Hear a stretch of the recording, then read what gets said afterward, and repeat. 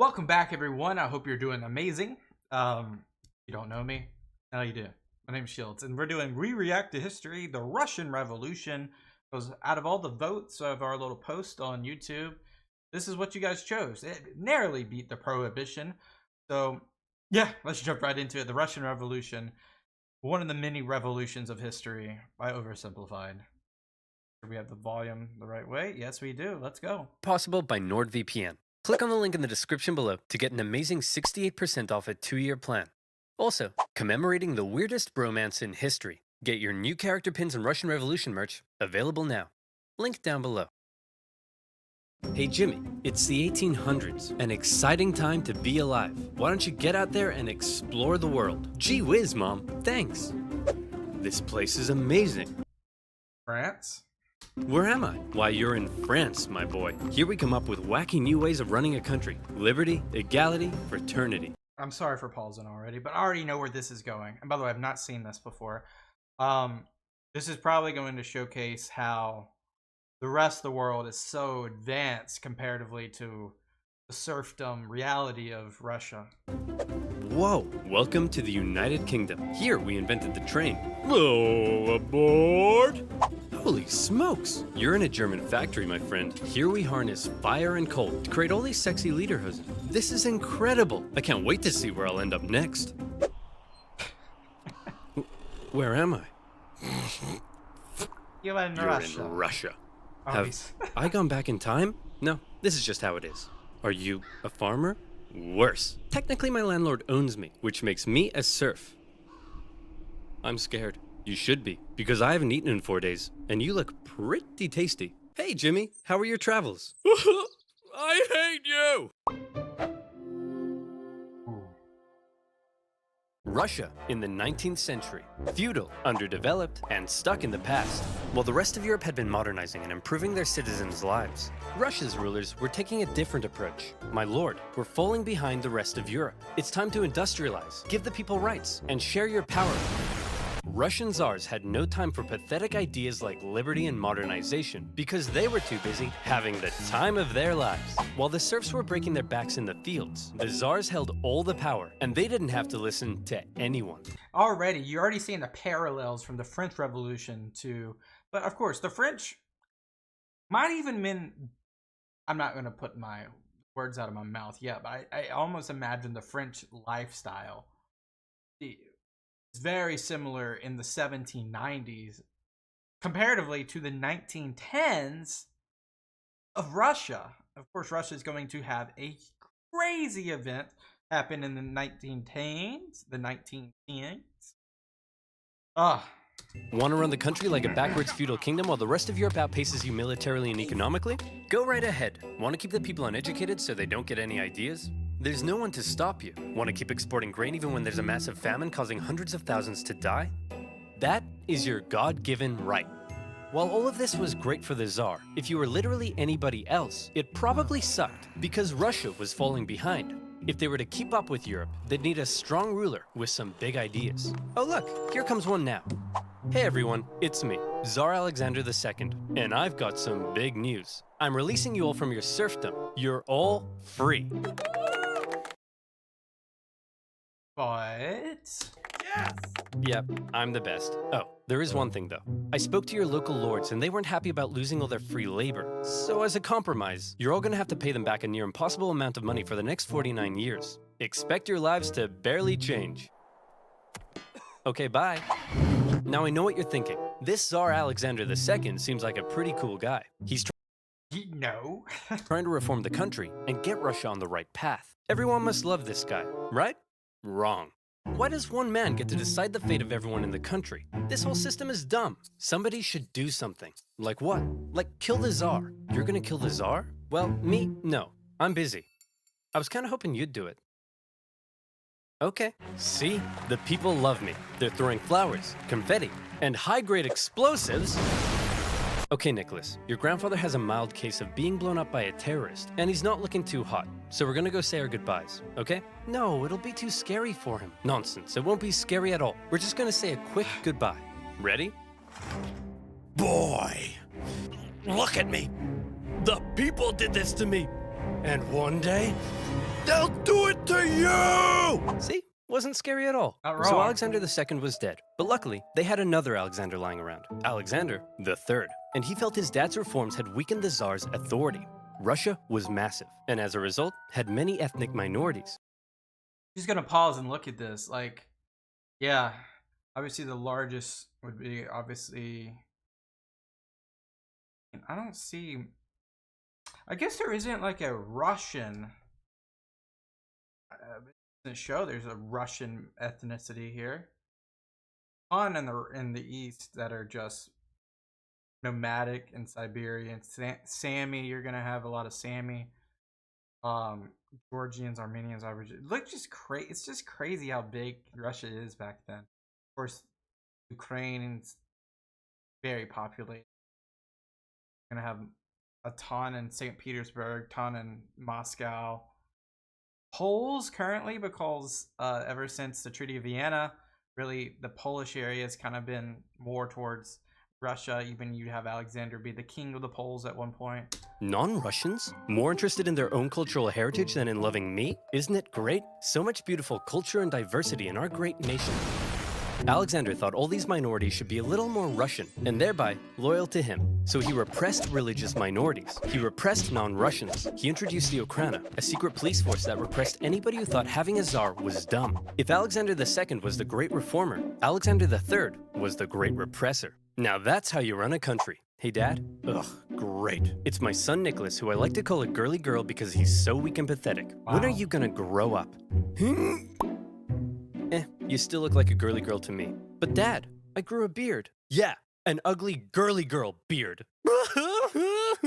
If Nicholas was to one day be czar, he needed his dad to teach him how to run the country. But his dad instead suggested that Nicholas go somewhere else. So Nicholas went to Japan, got an edgy dragon tattoo, had his head sliced off by a policeman, What? and then came home. Now will you teach me how to rule? I suppose it's time. Okay, there's a lot you need to know before becoming czar. Uh-oh. What? I've got kidney inflammation. Oh no. Oh no! Upon his father's death, a totally unprepared Nicholas II ascended to the Russian throne. He wasn't a reformer like his grandfather, nor And we just saw this. We were talking about this in the Great Northern War in terms of like succession, and like there's not a good preparation of succession because of paranoia and just the power vacuums that can be created out of succession. For example, Peter the Great to Elizabeth I, or is it Elizabeth I? Yeah, Elizabeth, and then you have Catherine the Great, and those three really don't set up their successors in the best possible way, and it just continues. Like we see the same thing in the 19th century, and now we're in the 20th century, and it's just the same thing. or was he a repressor like his dad? Nicholas was Nicholas, timid, easily swayed, and more interested in doing whatever the hell this is. So he's a grifter. Or this. Or this. He wasn't ready to rule, and he himself admitted it, saying, "I'm not yet ready to be czar. I know nothing of the business of ruling." Bit of an awkward time to bring it up. However, Nicholas firmly believed that he was chosen by God to be As all kings are, divine right of kings. Russia's big daddy. And while he doubted his ability to rule, he was going to give it his best shot. And hey, who knows? Maybe he wouldn't be so bad after all. To get things off to a good start, Nicholas promised free pretzels and beer to a huge crowd in Moscow to celebrate his coronation, so enticing a proposition to starving peasants that the ensuing stampede left nearly 1,500 people dead. I don't doubt that at all. What the hell happened? We're not sure, but you're scheduled to go party with the French at 8 o'clock. Shouldn't I stay here out of respect for the people? When have Russian czars ever respected the people? Nicholas's decision to go party with the French immediately tarnished his image. Some were calling him Nicholas the Bloody. The czars had been partying hard at the expense of the people for long enough. They'd emancipated the serfs, but failed to lift them out of poverty. They used their secret police to crack down on anyone who might criticize them, and they'd failed to modernize and give the people rights, something the rest of Europe had begun doing over a century ago. The rule of the czars was quickly becoming outdated, and more Russians began wondering if there was a better way. This palace I see in the background, that's still a building today, or has it been repurposed? For many, the solution was simple. Just look to the West. Republics, democracies, and constitutional monarchies galore. But a small growing group rejected that for an even better idea. Lenin. A little something they called communism. Take Vladimir Lenin, an intelligent member of Russia's middle class, and also a massive ill-tempered jerk. If you disagreed with him about anything, he wasn't afraid to call you out. You fat-headed, simple-minded, vapid, cockeyed imbecile! Tenderheart Bear is a far superior Care Bear to Bedtime Bear. And he was no stranger to political unrest either. His older brother was executed for plotting to kill the Tsar, and Lenin— Well, I mean, if you had a good reason, that's a good reason, but... Lenin himself was expelled from university for participating in a student protest. But how did Lenin go from being a middle-class nerd to the arbiter of socialist divinity? Well, to tell that story, we first need to go back a few decades to when a man named Karl Marx wrote a manifesto explaining how capitalism is a system whereby the stinky bourgeoisie oppressed and exploited the working masses, and that only through class warfare could the workers rise up and instate a communist utopia. Now go back forward a few decades to Lenin reading that manifesto and loving it. But publicly admitting you loved Marx and not Russia's Big Daddy would get you the cruelest punishment imaginable: exile to Siberia. Yeah. Enjoy exile, where you'll live with your wife, chill around town, and secretly write socialist newspapers. Hey, that doesn't sound so bad. And your mother-in-law is going to live with you. No! Once Lenin finished his stint in Siberia, he left Russia for Europe, where he was free to hang out with other Russian Marxists and talk about how great communism was. Now today, you might hear the word communism and think of this. But that's not how intellectuals living under a tough czarist regime saw it. To them, communism promised a land where all were equal, where workers weren't exploited, and even people like you could get a girlfriend. So Lenin joined a party of Russian communists living in Europe, and he founded a communist newsletter that was smuggled into Russia to try to radicalize the people. However, not everyone in the Socialist Party agreed with Lenin. In fact, they disagreed with him on a lot of issues, and Lenin was so uncompromising that he caused a split in the party. I wonder what issues we're talking about here. If you guys know, let me know. During one conference, a heated debate broke out, and Lenin was unwilling to give an inch. You pig-ignorant, half-witted, fatuous morons! Cereal is a soup! Cereal is a soup, for sure. Listen, Lenin, you're a smart guy, but you have no idea what you're talking about. We're out of here. All in favor of cereal being a soup? Hey, would you look at that? We're in the majority. So Lenin set up his own faction within the party he called the Majority, or Bolshevik if you're speaking Russian. And the other faction became known as the Minority, or Menshevik. And oddly, the majority were often in the minority, and the minority in the majority. The Mensheviks were less radical, whereas Lenin wanted the Bolsheviks to be loyal to him and his uncompromising ideas. And if you weren't loyal, well then you're gonna get a big brain beatdown. Mensheviks worried that Lenin's attitude could lead to a one-man dictatorship. But come on, does this guy look like a dictator to you? Meh. For now, Lenin remained in Europe, writing his socialist newspaper and impatiently awaiting an opportunity to overthrow the Tsar and bring communist utopia to Russia. Cool. A free hat. Who the heck are you? Gestapo. I'm definitely not a Russian secret police officer spying on Marxists. Oh crap, I don't want secret police watching me. Then you, my friend, should use NordVPN. Oh my goodness, what a good ad. What a good ad. It's a ill-tempered jerk, impatiently awaiting a communist revolution. And revolution was coming, but not in the way Lenin thought. Back in St. Petersburg, one of the Tsar's most skilled— Oh, this is in St. Petersburg, okay. and influential advisors knew the country finally needed to catch up with the rest of Europe. Hey Nick, we really got to industrialize, get more factories, and make some, I don't know, textiles or something. Won't that change the social fabric of Russia? Maybe. Hey, isn't it past your bedtime? But I haven't had my milk and snuggles yet. Will you snuggle me? Nicholas thought modernization was boring, but he let Sergei do his thing. And do his thing he did. He borrowed some money and got Russia some sexy factories. And you know what sexy factories means. Sexy workers. Dirt poor, sexy workers. Long hours, low wages, filthy disease-ridden factories. Sleep in overcrowded dormitories with all your stinky worker friends. Get your arms ripped off in a freak Russian doll accident. Conditions were terrible. I mean, wasn't this the Industrial Revolution everywhere then? But this growing working class wasn't about to take it lying down. They started to do what workers do best. Right. Strike. Despite Sergei's efforts, people in Russia still weren't happy. Peasants were still poor, liberals still wanted reform, and now the workers wanted better working conditions. And the problem with being an autocrat is that when everyone's unhappy, there's only one person to blame. You. The people hate me. What do I do? Ooh, I know. Why don't we find a weak and pathetic nation to go to war with? We'll win easily, and everyone will love me again. Finland? Why don't we just try treating the people better? As luck would have it, an opportunity— Wait, no, Finland's, wait. The Russo-Japanese War. Opportunity for war was forming in the Far East. Russia wanted to expand its sphere of influence into northern China, and coincidentally, so did Japan. But Japan didn't really want war, so they proposed an idea to reduce the tension. Hey man, we'll let you do your thing in Manchuria if you let us do our thing in Korea. I don't think so. We've got the largest army in the world. What do you have? I'm the Emperor of Japan. I have a giant mecha suit. Whoa.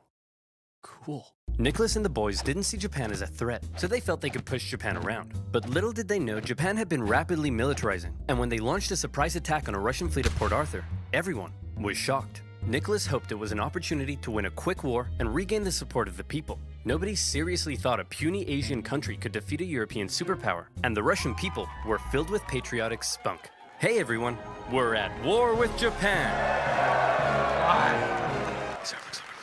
Hey everyone, we're losing the war. Dang, it just like that. The Japanese won, an embarrassing defeat for Tsar Nicholas. Russia had enough problems, but now it had been internationally humiliated. The public were outraged. Unrest increased. Nicholas needed snuggles now more than ever. The tension was rising rapidly, and Russia was on the verge of revolution. All it needed was one disaster to push it over the edge. And that disaster would come in January 1905 from an unlikely source, a handsome Orthodox priest named Father Gapon.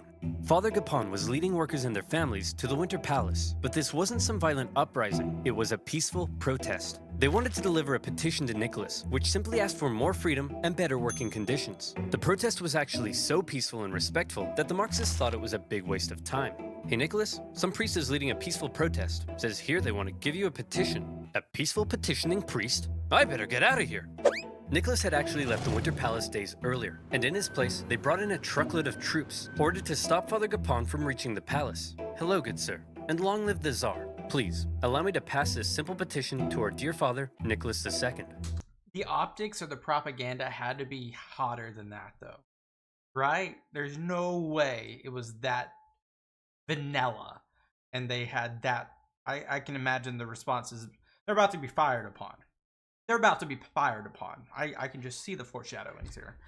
But there had to been like something going around. Good day to you too. Please, allow us to respond by opening fire.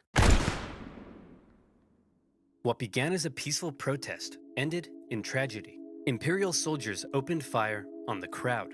Around 200 civilians died, 800 more were wounded.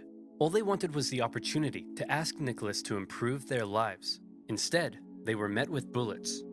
Nicholas didn't personally order the troops to fire, but as an autocrat, It's the optics. he got the blame. Of course. The event became known as Bloody Sunday, and Nicholas's reputation plummeted. Strikes erupted across the empire. Workers' demands increased. Liberals demanded political power. Peasants demanded land. The country was out of control, and the 1905 revolution had begun. Listen, Nicholas, peasants seizing my land and murdering my family I can tolerate, but illegally chopping my wood? That's obscene! And the worse I treat my workers, the more they strike. I don't get it. Everyone relax. As long as the military is still on my side, there's nothing to worry about. Sir, the sailors are starting to mutiny. Well, my life just sucks! With Russia still losing to the Japanese, unrest was growing in the military, and some sailors had even taken to killing officers. Having the people against you was bad enough, but if the military joined in, it would be game over. This is Admiral Kolchak. We did a video on him, Epic History, where they started a mutiny against certain sailors. I think they had warm water ports. Caspian Sea? No. To make matters worse, in October, workers and Marxists, including one Leon Trotsky, began setting up local elected councils called Soviets that coordinated strikes and supplied the workers. Sergei could see the writing on the wall. Things were going south fast, and he needed a big idea to save the Tsar. And luckily, he had just that. You see, all these angry people from different parts of society weren't really working together, meaning there was a weakness to exploit. Sergei wrote a manifesto that would give the liberals an elected assembly called the Duma. It took some convincing, but eventually, Nicholas agreed to share power and have his laws approved by an elected assembly. Hey liberals, here's your stupid manifesto. Happy now? We certainly are. But what about these guys? Aren't you gonna give them what they want? Oh, goodness no. I was just gonna kill them. With the liberals satisfied, and after ending the war with Japan, the Tsar brought thousands of troops home, who then dismantled the Soviets, arrested their leaders, and crushed the peasant uprisings in the countryside. And how about that pesky parliament Nicholas had agreed to share power with? Well, he then wrote a bunch of new laws, which basically said, hey, remember that manifesto I wrote and how you guys were going to approve my laws? Slight change of plan. Actually, I'm going to do whatever the hell I want, and you guys are going to shut up. Oh, this feels like early French, 1830s, 1840s France. What? The people won't stand for this. People? What people? You know, this is why people don't like you. And just like that, Nicholas had survived the 1905 revolution. But wait, a revolution? In Russia? Where was Lenin? Well, Lenin and his communist pals were still in exile. He tried desperately to radicalize the uprising, but all he could do was watch. As the movements failed to organize, the liberals sold out the poor, and the Tsar outplayed the people. Furious, he believed Russia had missed a great chance for a real revolution. From now on, he felt the only way left was an armed revolution by the workers. Watching the events of 1905 unfold, Lenin learned a lot. The Tsar, however, would prove to have learned nothing. After the 1905 revolution had failed, the Tsar's new top man was Pyotr Stolypin, and he had big ideas to prevent any more chaos. Step 1, reform agriculture. This'll make the peasants love you. And step 2, will kill anyone who doesn't. To discourage any more revolutionary ideas, Stolypin began to crack down even harder on the Tsar's opponents, and thousands were sentenced to death. The noose even earned itself a new nickname, Stolypin's necktie. I don't get it. Oh, I see, because it goes around my neck. That's so funny. But despite the oppression, many positive reforms were also being made. And right to vote? Freedom of speech? What are we voting on? Certainly not the Tsar. The Russian economy even began to improve. This was a problem for Lenin. If the people weren't suffering, then they wouldn't support a revolution. Still in exile and lacking funds, the Bolsheviks simply weren't in a position to do anything. Luckily, it was around this time that Lenin met an incredibly handsome Georgian with your second favorite historical mustache, Joseph Stalin. Lenin and Stalin met at a communist convention in Finland. Right, he's part of the muscle, right? And Lenin liked Stalin because he was a real go-getter and was great at fundraising for the Bolsheviks. And by fundraising, I mean kidnapping, robbing, extorting, bribing, ransoming, assassinating, prison breaking, stealing, bank raiding, executioning, and stealing again. The muscle. Hey Stalin, the Mensheviks aren't so hot in all this stealing, but we still need money. So the next time you do a big heist, just do it quietly. Okay, quietly. Got it. If this isn't quiet, I don't know what is. Stalin's wacky antics eventually got him exiled to Siberia, but he had established himself It's so funny because that's what he will do times 1,000. as a big balls Bolshevik. However, no amount of Bolshevik balls could stop what was happening. The Russian economy was making a recovery. For the Tsar, things were looking up. This is great. All Nicholas has to do is sit back and not mess anything up. Hey everyone, big news. I'd like to introduce you to my new best friend. He's a crazy, drunken, Rasputin. beardy, horny, scandal-ridden magic wizard man, and he smells like a goat. We're screwed. Rasputin, a dirt-poor peasant from dirt-poor nowhere. But unlike all the other dirt-poor peasants, Rasputin had holy healing powers. And when this holy mystic wandered into St. Petersburg, people began to notice. He quickly became famous, and word of this mystery man and his healing hands made its way to the royal palace. The appearance of a holy homeless healer was of great interest to the Tsar and his wife. As far as royals go, they weren't that inbred, but they were just inbred enough for their son Alexei to get hemophilia. Or in layman's terms, Mamma mia, that's a lot of blood. Knowing Rasputin could heal people, in 1906, Alexandra asked for Rasputin to come and see if he could cure their son. And crazy as it sounds, Rasputin did heal Alexei, possibly by taking him off his doctor-prescribed aspirin. Aspirin's a blood thinner. Hemophilia, left in blood. Having seemingly done the impossible, Rasputin became very, very close to the royal family. But having a crazy homeless wizard man hanging around wasn't a good look for the Tsar, because Rasputin was freaky. Not only was he a big fan of alcohol, but he'd also throw these crazy parties with Russian nobility, where he'd and all night long, and then he'd his whole head hypnotic eyes, and nobody knew how the goat got on the roof. Initially, the press were banned from talking about Rasputin, but eventually, the ban was lifted, and the tabloids went to town. The whole thing was a huge scandal, and everyone was freaked out that this guy was influencing the Tsar and his wife. Nicholas could have spent this period of relative peace improving his image. Instead, he spent it doing this. But as weird as the whole Rasputin thing was, so long as the economy continued to improve and the people's lives kept getting better, maybe Nick would be okay. Maybe there would be no more revolutions. Maybe this video could even end right here. Or maybe things were about to get worse. A lot worse. You see, the year is 1914. And we're going to have Gabriello Princip enters. And that means it's time for World War One. Oh, right. Oh, I put 2.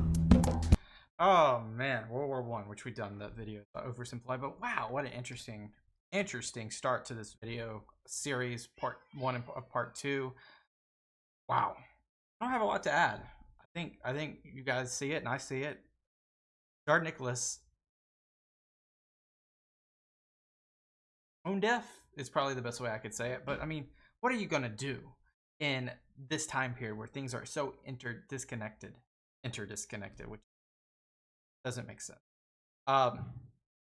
Yeah, let me know below if there's any hidden context between any of the statements of the video itself, but pretty much it seems that the Russian Revolution is about to go buck wild shortly after World War One. So, thank you guys so much for watching. I'll see you guys next time. Peace out.